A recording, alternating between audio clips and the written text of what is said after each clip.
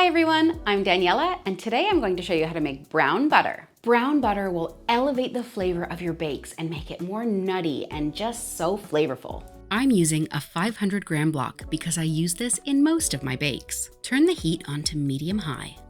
I find it best to make brown butter in a stainless steel or light colored pan. This way you can see when everything's started to brown. If you're using a non-stick pan, it might be a little bit more challenging to see those brown bits.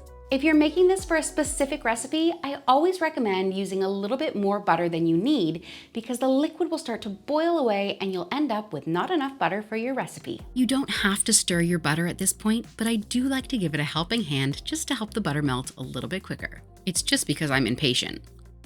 Once all of your butter is melted, this is when the magic happens. Continue to gently stir your butter, allowing those milk solids to slowly brown. It's key to continue stirring throughout the browning process.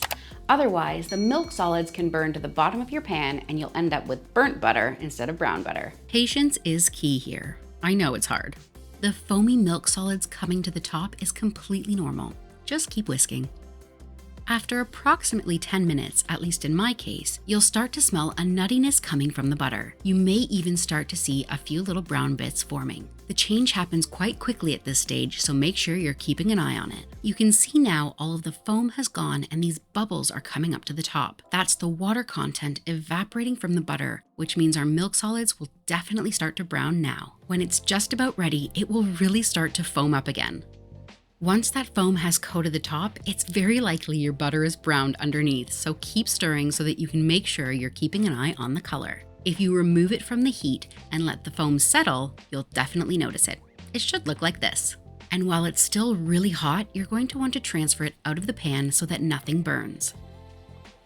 And don't forget to get all of those brown bits from the bottom of the pan. That is loaded with flavor.